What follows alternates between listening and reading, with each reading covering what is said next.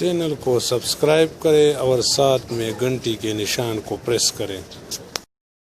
بسم اللہ الرحمن الرحیم۔ السلام علیکم۔ تو کیسے ہیں بھی آپ لوگ سب؟ امید کرتا ہوں آپ لوگ سب خیریت سے ہوں گے۔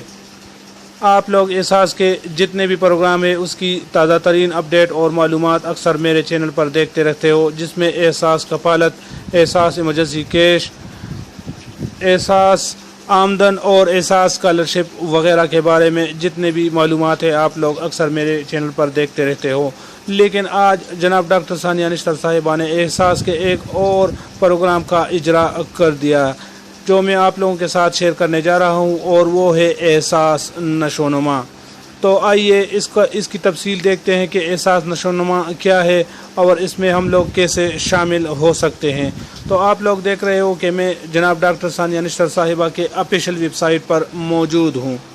انہوں نے چند گھنٹے پہلے شیئر کیا ہے کہ یہ پہلا نشو و نما مرکز ضلع راجن پور کے علاقے جامپور میں قائم کیا جا رہا ہے اور جلد ہی اس کو عوام کی سہولت کے لیے کھول دیا جائے گا۔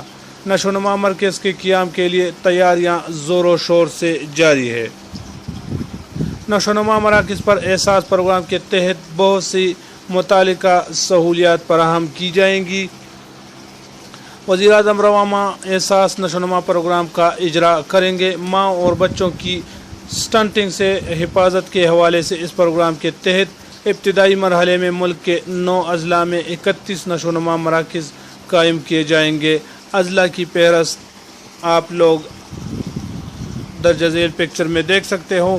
احساس نشو و نما پروگرام کے ذریعے حاملہ اور دودھ پلانے والی ماؤں اور 6 ماہ سے 2 سال کی کم عمر تک کے بچوں کے لیے صحت بخش اضافی غذا کے ساشے مفت تقسیم کیے جائیں گے۔ یہ ساشے ان بچوں اور حاملہ ماؤں کو دیے جائیں گے جن کے بچوں کو سٹنٹنگ کی بیماری لاحق ہوئی ہے۔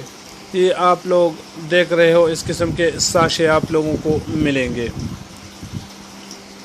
احساس نشو و نما پروگرام میں احساس کو عالمی ادارہ خوراک کا تعاون حاصل ہے۔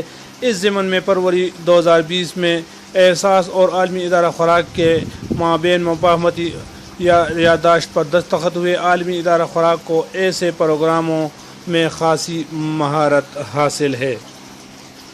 اردن کی شہزادی سارہ زید، جو کہ عالمی ادارہ خوراک کی خصوصی مشیر برائے غذائی قلت ہے، ان کی نومبر 2019 کے پاکستان کے دورے کے دوران بھی احساس نشو و نما کی منصوبہ بندی کے حوالے سے جامع مشاورت ہوئی تھی۔ یہ پروگرام 1.5 سال کی جامع منصوبہ سازی، تکنیکی مشاورت اور پبلک پرائیویٹ اشتراک کا نتیجہ ہے۔ پروگرام کی تیاری کے لیے مشاورتوں کا آغاز جنوری 2019 سے ہی ہو گیا تھا۔ صوبائی و علاقائی لحاظ سے پاکستان میں کم عمر بچوں میں سٹنٹنگ کی بیماری کی سب سے زیادہ شرح خیبر پختونخوا کے قبائلی اضلاع بلوچستان، گلگت بلتستان اور سندھ میں ہے۔ قومی نیوٹریشن سروے کے مطابق پاکستان میں 5 سال سے کم عمر بچوں میں سٹنٹنگ کے رجحان کی صورتحال میں 1965 سے 54.5 سے لے کر 2017 سے 40% کے درمیان کوئی خاطر خواہ بہتری نہیں آ سکی۔ پاکستان میں بچوں میں سٹنٹنگ کا مسئلہ ہمیشہ سے وزیر اعظم عمران خان کی ترجیحات میں شامل رہا ہے۔ 2018 میں وزارت عظمیٰ کا عہدہ سنبھالتے ہی حکومت سے اپنے پہلے خطاب میں انہوں نے سٹنٹنگ سے متاثرہ بچے کے سی ٹی اسکین دکھا کر اس مسئلے کو اجاگر کیا اور حکومتی ایجنڈے میں بھی اس سے سرپرست رکھا۔